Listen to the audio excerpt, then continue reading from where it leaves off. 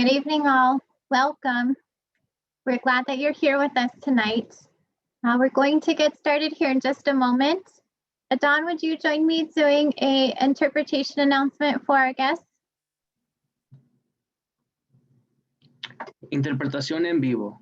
Usted puede escuchar la interpretación al español simultáneamente de las reuniones de Adams 14 en línea. En su pantalla, en la parte inferior central, tendrá un botón en forma de globo con opciones para interpretación. Haga clic en el globo y seleccione el idioma español. En ese momento comenzará a escuchar la interpretación simultánea.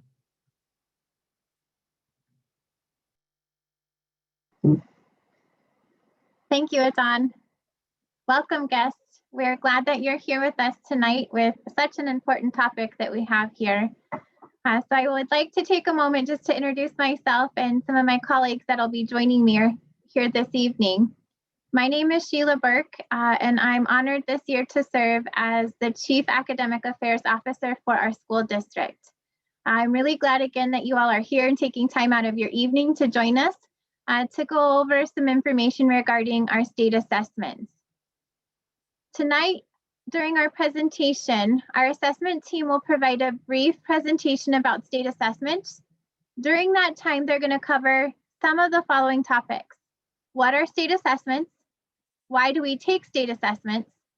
How the data is used, and our parent-guardian excusal or opt-out forms and the process. Finally, we're going to have an opportunity for a question and answer session. During that time, you'll be able to ask questions in both English or in Spanish, and we'll be able to be here to provide answers to those questions to the best of our ability. If we're not able to answer any of those questions, we'll simply gather the information and post those online through an FAQ or a frequently asked question. I am joined tonight by two of my colleagues, Ms. Jamie Ball and Ms. Michelle Gennaro, who are part of our assessment department for our district. So at this time, I'd like to turn our presentation over to our Director of Assessment Accountability and Federal Programs, Ms. Jamie Ball. Ms. Ball?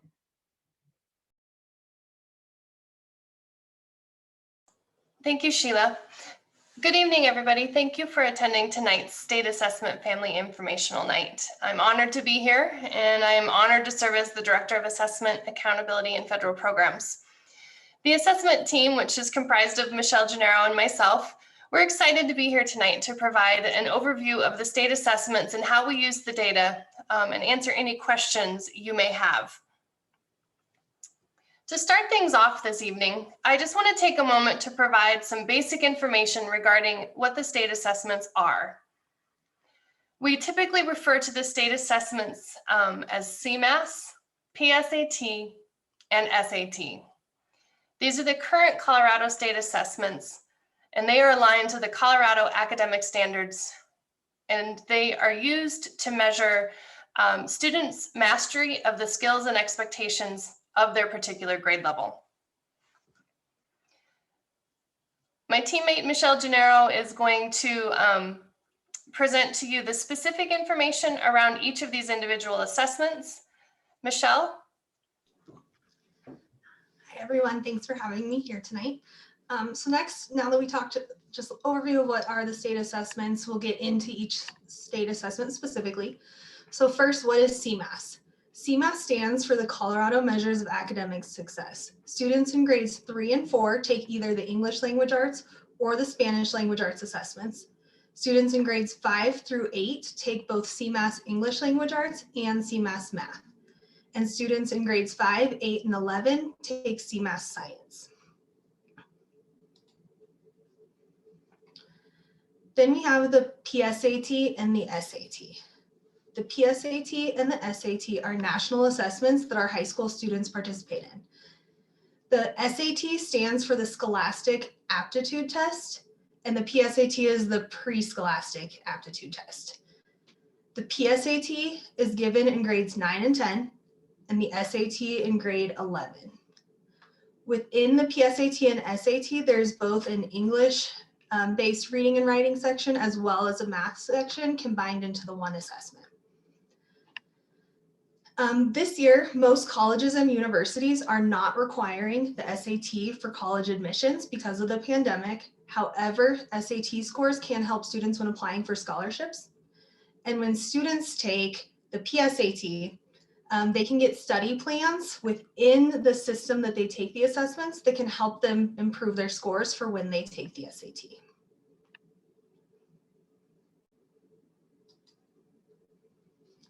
So why do we take state assessments? First, because it's state and federal law.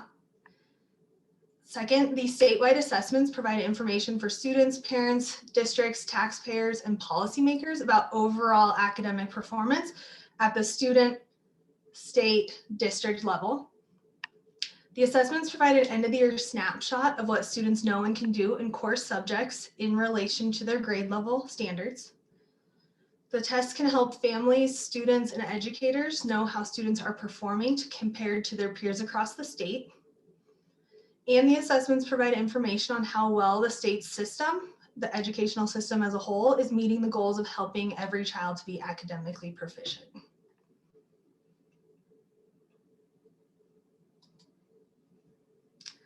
So how is the data used? The Cmas, the PSAT, and SAT serve as Colorado's only common measure for how students are doing. It helps teachers, parents understand whether students have mastered the content they need to know by the end of each school year, and if they are on track for college and career success. Schools and districts can use test results to evaluate programs and curricula, as well as make improvements to instruction or develop additional supports and enrichment for students who need help mastering the standards.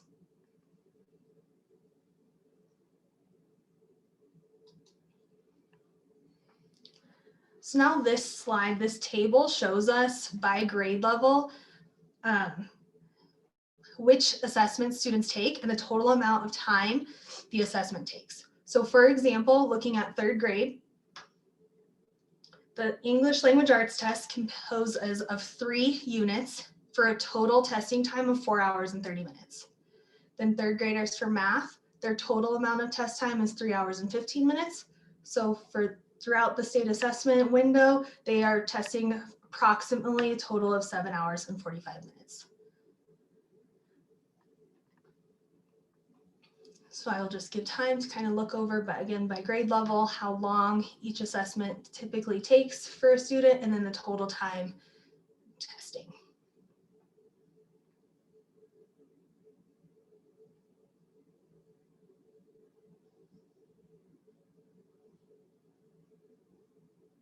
Okay. So now Jamie will talk back with the group about parent and guardian rights around state assessments. Thanks, Michelle. As a district, our responsibility is to ensure that parents and guardians know their rights when it comes to state assessments. In state statute, parents have the right to excuse, or what we consider opt out, their student from participating in state assessments. The state law clearly states that there will be no negative consequences on the student, parent, or guardian if they choose to exercise this right. This also extends to the school and district. There's not a negative consequence placed on any of us, whether it's parent, student, school, or district, if you exercise your right to opt out or excuse your student from state assessments. If you do choose to exercise your right to opt out your child, just know that you will not receive the results of your child's achievement. Typically in around August, we receive an individual student report that will give parents information on how the student is performing in each of the different subject areas. Also, the results will not be available to the school or the teacher to be used for instructional planning. We want to make sure that you know that our role this evening as a school district is to provide you with the information regarding your parental rights. But as a district, we do not encourage or discourage parent excusals. If after this informational meeting, you make the decision to excuse your child from participating in state assessments, we want you to know that we have the forms available on the Adams 14 District website under the accountability and assessment page. We will show you how to find these documents in a moment. If you have any difficulties after we leave this meeting this evening, locating the link, or if you need support with filling out the document, you can reach out to your school principal, the assistant principal, the school secretary, or parent liaison. We have trained all of them on how to support families to access this information. At this point, I'm going to ask Michelle to hop out of the presentation and bring up the Adams 14 website so that we can show you where you would go to find the opt-out forms for this year. Okay, so with our goal of this is not only to show you where these forms are, but this will help you navigate the assessment and accountability page of our website so that you are able to access these materials at any time. Michelle, this is Sheila. I'm going to pause you just for a second here. Only because I'm going to have you close the presentation altogether. Oh, there you go. That way it's easier for us to be able to see it and for our audience to view. Thank you, ma'am. Yes. So thank you. And again, this is so that you are able to access these materials and any information around assessments on your own at any time. So from the Adams 14 homepage, best way to go is to start at About. And then in the drop-down, there's a tab for accountability and assessment.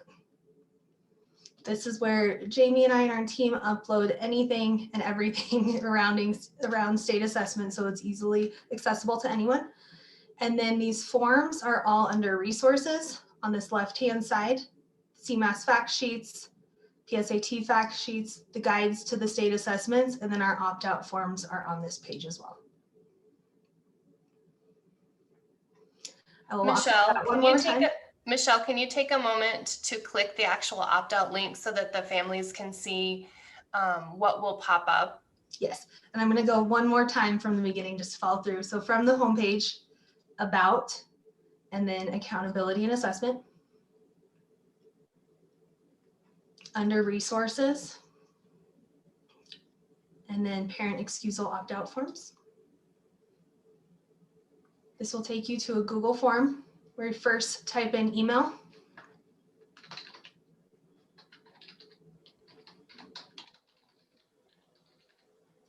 And then you will choose language and it'll take you to the page. Here's where you'll enter first name, last name, school, grade level, and then which assessments you would like to excuse your student from. As a parent or a guardian, you have the right to, as well as in addition to just opting out of the assessments completely, you can choose to opt out of specific assessments if you would like your student to take one content and not the other. And then contact information, and then we have documentation on file that you have chosen to exercise this right. Thank you, Michelle. Jamie, is there anything else? Thanks for sharing that information. The other thing I do want to share with families is that if you have any issues as you're trying to access the document or fill out the document, please feel free to either contact Michelle or I to help support, but also, again, reach out to the school front office, the principal, assistant principal, the family engagement specialist, the attendance, and I think it's the executive administrative assistant are all trained to provide this support to you. So please use whichever modality is best for you. We are here to support you. And so that basically concludes the presentation side of this evening. And now we will begin the question and answer section. You will be able to ask questions verbally by raising a digital hand or by writing a question using the Q&A at the bottom of the screen. We will prioritize the parent and family community questions first. Know that you may ask your question in English or in Spanish, whether you are asking them verbally or typing them into the Q&A section. We are prepared to accommodate questions in both English and Spanish this evening. So Adan, we will go ahead and open up the question and answer portion of tonight's presentation. Perfect. Thank you, Jamie. We do have one typed into the chat, and it is in Spanish. Si mis hijos están tomando las clases en la casa, si ellos tomarían el examen, ¿dónde lo tomarían? If my children are taking classes at home, where would they take the test? Michelle, do you want to answer this one? Sure. Yeah, so if you would like, if your student is participating in online learning, but you would like them to come in to take the assessment, you just need their school principal, if you let them know you are interested in taking the assessment, then they can schedule a time for you to come in or for your students to come in and take the assessment. Michelle, do you want to briefly, I think maybe we failed to mention this part of it this evening. Can you briefly describe to our families, if they are currently in a remote setting, what their rights are for assessment? Yes, so the state has said that because they have said that online families to some extent have already expressed not feeling comfortable coming into the schools because of COVID safety concerns. So therefore, they have to some extent said that they would not like to participate. However, they do have the right to participate if they would like to. So that almost sounds like if a family is in a remote setting, they have the right to opt in to state assessments. Is that accurate? Correct. Okay. Pardon me, Jamie and Michelle. This is Cameron, and Yes. I just want to remind both of you that for Guadalupe's benefit, when you are answering these questions, to go just a little bit more slowly, please. Okay. Thank you, Cameron.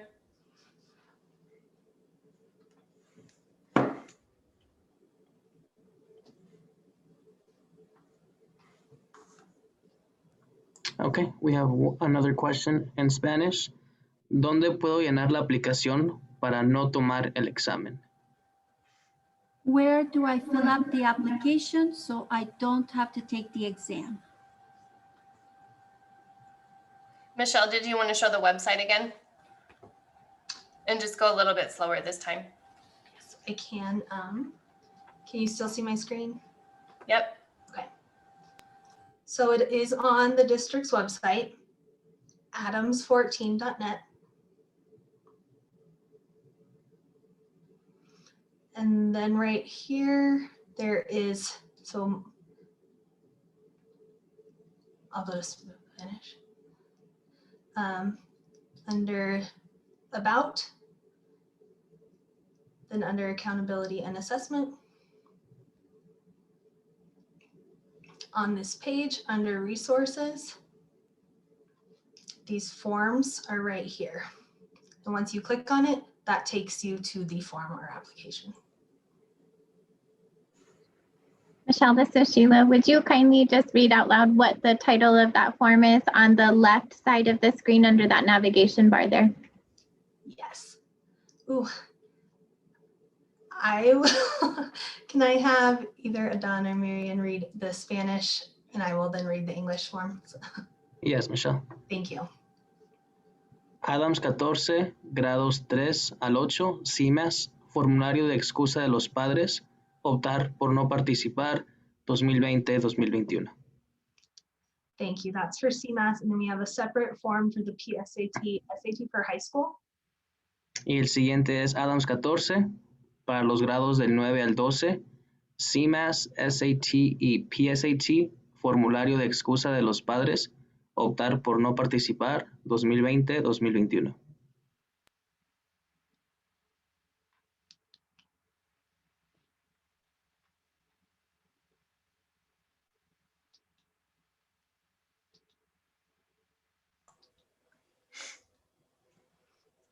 Or in English, if you go to About, Accountability and Assessment, the forms are the Adams 14, grades 3 through 8, CMAS Parental Excusal Opt-out Form 2020 to 2021.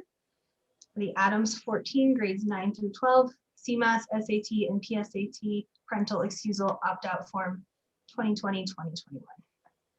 These forms, they on here do have for the school year, as these will need to be filled out every year if that is what you choose to do. Thank you, Michelle. And Don, I know we have a couple other questions in the chat. Michelle, would you mind going back to our home screen for our Adams 14 website? Oh, yes, sorry.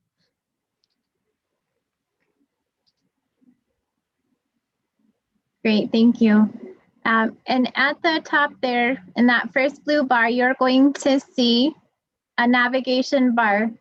Once you hover over that, and Michelle, if you'll move your mouse over to where it says language, you'll see that the navigation bar turns colors, which indicates that there's a hyperlink inside of there. If you hover over that, you're able to change the language preference, either to English or to Spanish, whichever you desire, and that'll shift the website with the same information. And again, to be able to find the assessment information, you simply click on the About. That drop-down menu is going to showcase all the departments that we have here in Adams 14. And the one you would be looking for specifically is Assessment. Under there, it'll say Assessment and Accountability. And again, it'll be it'll have a black background, which indicates that there's a hyperlink that takes you to another web page. And if you click on that part of it is where you'll find, again, the opt-out forms for any of our parents on the left side of the screen. You can access these from any device, including a mobile phone, an iPad, any Chromebooks, or a home computer as well. And if you have questions, we're more than happy to be able to answer those. All of our front office staff are trained on where to find these forms, including our front office staff here at our ESS building. So if you call into the front office secretary at your child's school, they will also be able to walk you through how to access these forms. Thank you, Michelle. And Don, if you'll go ahead and go on to the next question there. Of course, we have a question from Lupe Macias. If I fill out the form to opt out of the state assessment for my child, is that form only valid for this school year?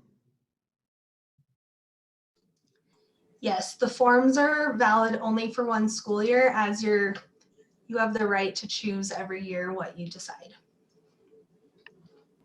Michelle, if I may too, if you'll also indicate that the opt-out forms are for the state assessments versus the local assessments, and will you just talk briefly about those? Yes, Jamie, do you want to talk about that one?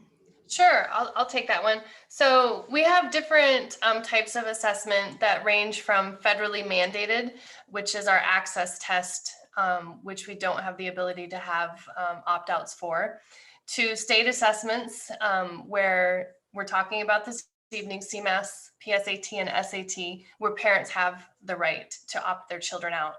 And then we have what we consider district level or local assessments.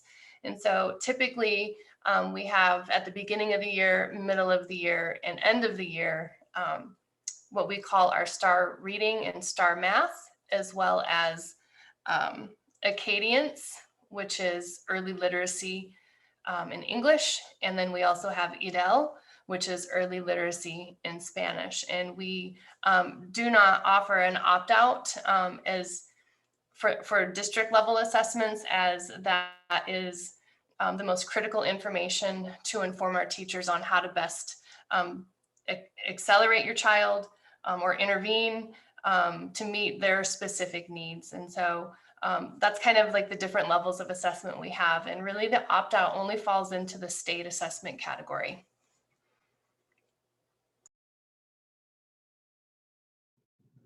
Thank you, Jamie. We're moving on to a question from Mayeli Acosta.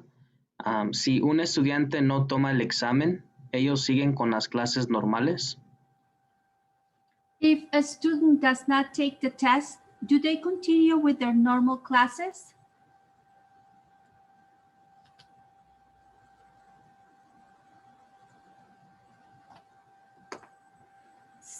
Can you just clarify for me? So if they're not taking are you asking if when they're not taking the assessment, would they just be receiving instruction as they normally would from the teacher?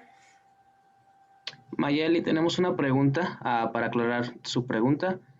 Se está refiriendo, si no toman los exámenes, ¿van a seguir recibiendo la instrucción de sus maestros? ¿A eso se refiere usted?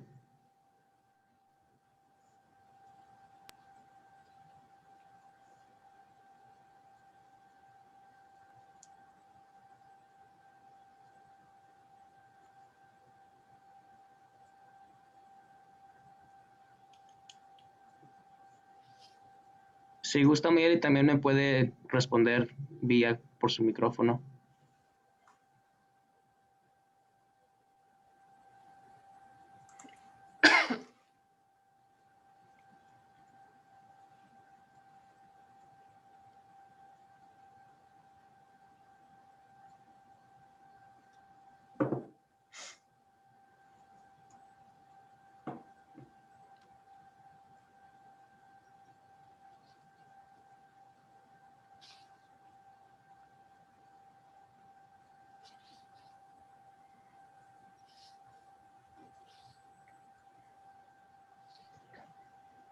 So Jamie, Michelle, as we're waiting to clarify that part of them, let's talk about it in general terms first, and then we can get clarification if need be from our guest. Sheila, do you want to, because that's typically a school, if that is the meaning of the question, that's typically a school level decision on what the students are doing. So could you speak maybe more to that? Absolutely.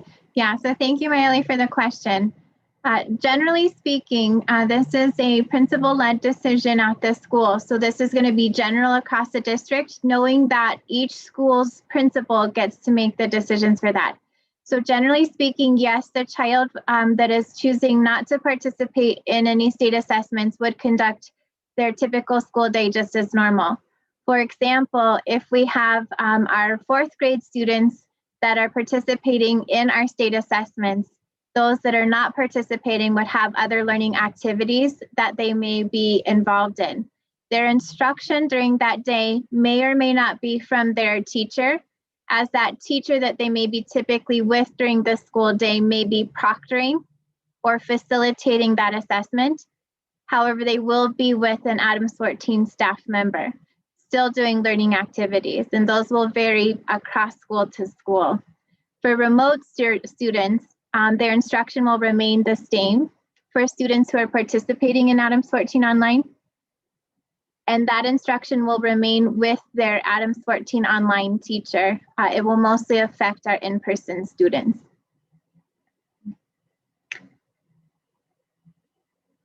Thank you, Adon. We can go on to the next question, and then if we get further clarification or if there's additional questions regarding that, we're happy to answer any more.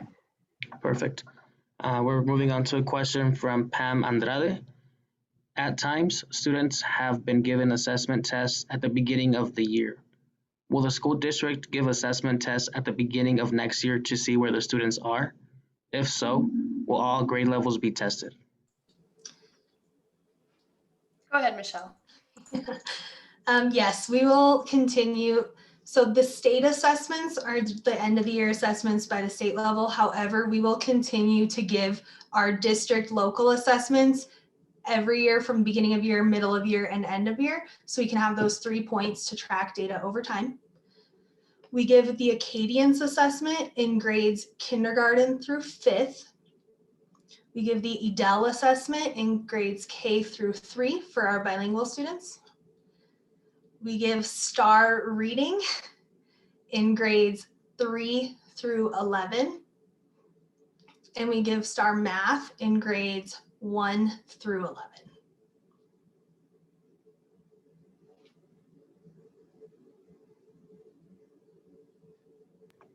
Okay, we have a question from Laura Botello.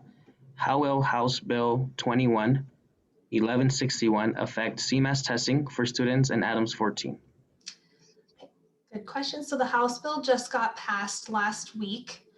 Now it is being submitted to the federal government in the form of a waiver. So as of now, we are not impacted and state assessments are as they would typically occur.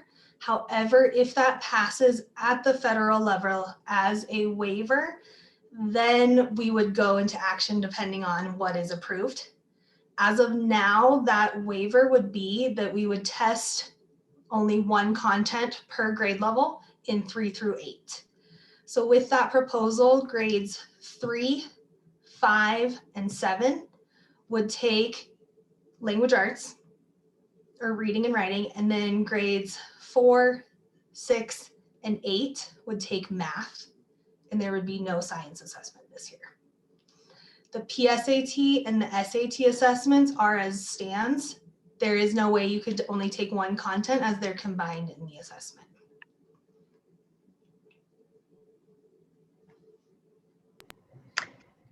Don, before we go on to the next question, I'd like to add to that one. So as a district right now, we're planning for the way that the state has it set up for assessments. If the federal government approves the waiver, then we will simply adjust our schedule to meet the new requirements that are presented within that House bill. So we're waiting for those, and we're planning simultaneously for both. But we have to go with what's true today. And what we know true today is that the waiver has not been passed yet. And so, like I said, we're planning for both of those. Once that happens, then we will send out communication indicating the grade levels that Michelle just mentioned for each of those assessments.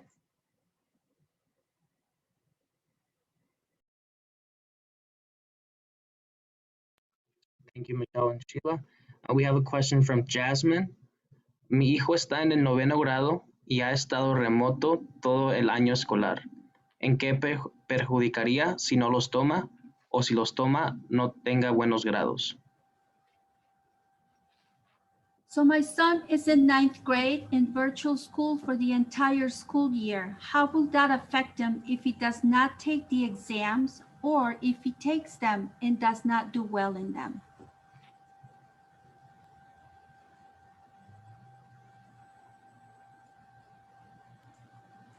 If as a parent you choose to have your student participate in the assessment, you would be opting your child in, as Michelle had stated earlier.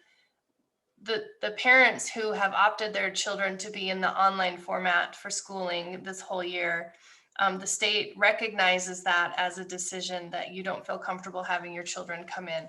And so they kind of consider that an automatic excusal from the assessment. So you as a parent have the right to ask for your child to take the assessment. If your child takes the assessment, what happens is their data becomes part of our school and district data, so that we have that information to be able to support your child academically moving forward. There is no negative consequence that would be placed on your child if the child did not participate. So I hope that answers your question. Jamie, if I can add real quick there. Sure. Yeah. So Jasmine, the other part that I'd like to share is, as Jamie just mentioned, we have other local assessments that we take as a district that helps to complete a body of evidence for us as educators to look at how to support your child and their education. So in your question, Jasmine, you had mentioned that if your child is not doing well, then there's other assessments. If you choose as a parent to opt out of one of the state assessments that we can utilize, including the observations that the teachers usually do daily, whether the student is remote or in person, that allows us to be able to alter instruction, including any small groups, acceleration of learning, or any small groups or remedial services such as tutoring that we can offer students for both things, should they feel like they need it, or as a parent, if you feel like you need that for your child. So you can always advocate for that with your child's teacher or through your school principal, as well, in addition to what Ms. Ball said. So there's no consequences for any of our students should they opt out of state assessments. There are other means that we can gather information from locally. Can I add to that as well? I also want to add that if your child takes the assessment and because you want to see the results, but they do not do well on it, like you alluded, you thought that that might happen. If they do not score well, that will also not negatively impact them. It will not impact their grades in any way. It's just so we as a school district and teachers have data to measure how the student is doing.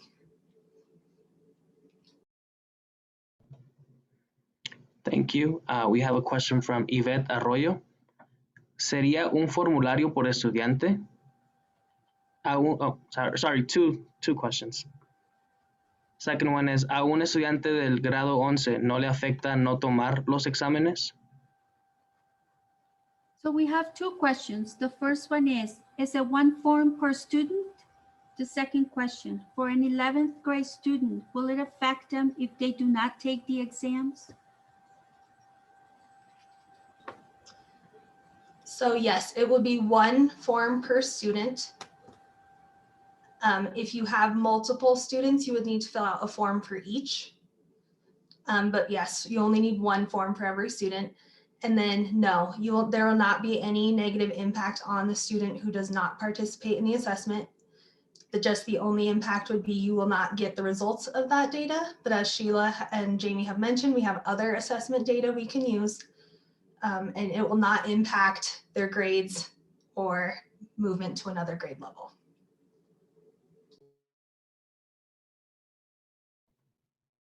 Okay, we have a question from Lupe Macias. When will we know the dates for state assessments and SAT testing? So I'm going to go ahead and go back to the district website. These dates are posted. For the Cmas assessments, grades again 3 through 8, and then 11th grade science, there's a full window for that they can test from starting April 12th until May 14th, which is an extended window this year. The SAT and PSAT dates, though, are set by the state. So those are a specific date that those tests must be given. So on the Adams 14 homepage,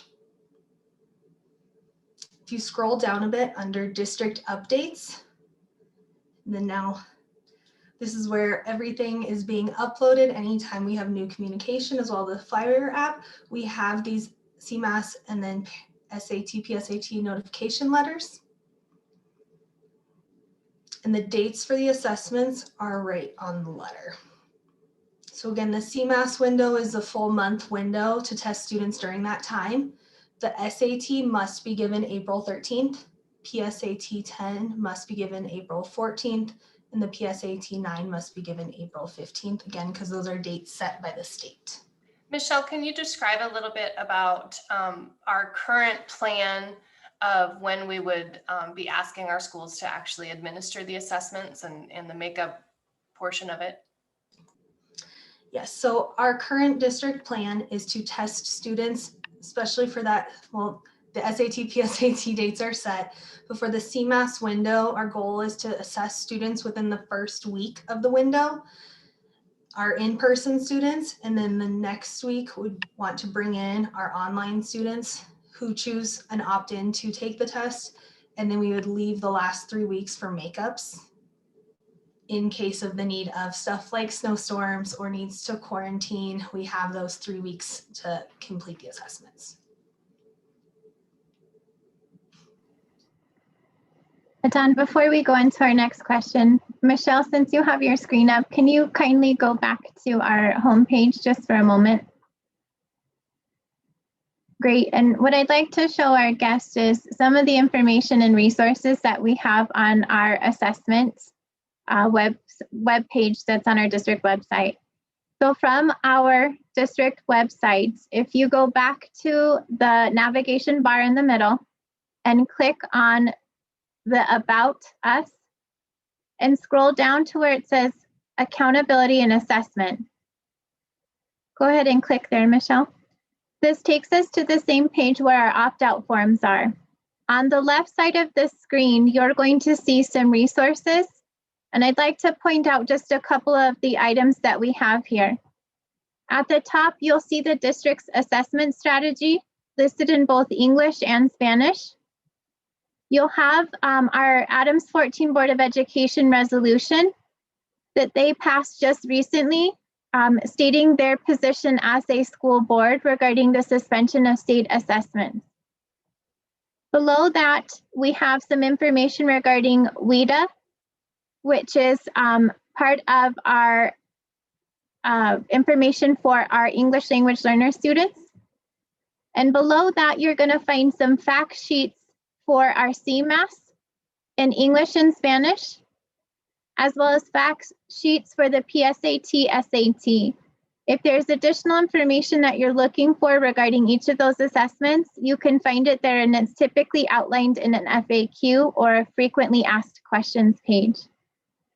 Below that, you'll find again our opt-out forms, followed by some information regarding our READ Act, which is one of our other state initiatives to be able to ensure students are reading at grade level. And then followed towards the bottom, you're going to see our assessment calendar, both in English and Spanish, which reference some of the dates that Michelle just showed you in our parent letter. Below that are additional resources for parents and families, should you be interested in any of those. So on the left side of that screen is really hyperlinks to any of the resources we have, including the district's strategy for assessments, information and fact sheets regarding assessments, the opt-out forms or excusal forms, as well as the assessment calendar there for your reference. So again, those are on our district website. You can find those through your mobile device, through your home computers, through your Chromebooks or iPads, and they're all there for them. And we continually update this. Michelle and Jamie are great about making sure that our information is accurate and up to date on our website here. Thank you guys for letting me deviate just for a second to be able to explain the resources we have there. Adon, we're ready for the next question.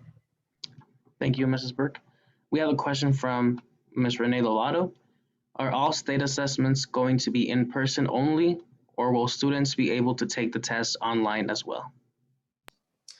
So they all have to be in person. This is a requirement, again, of both the state and the companies who write these assessments, as they consider the questions their property, so they cannot be given in a secure setting at home. So they have to be given in person in the building.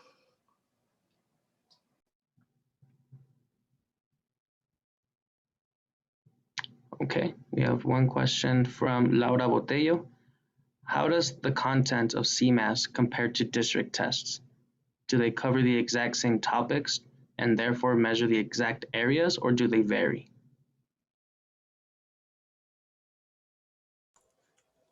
Great question.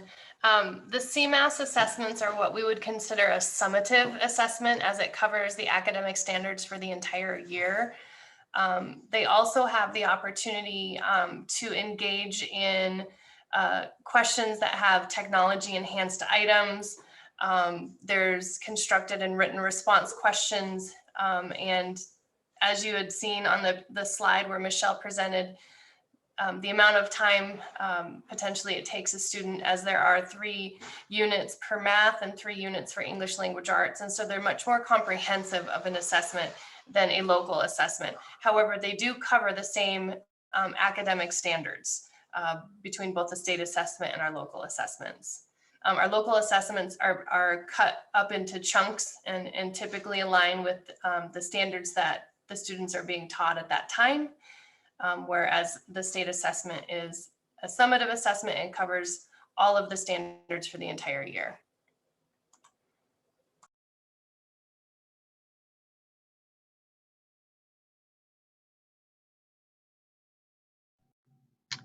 Thank you. And as of now, we don't have any more questions.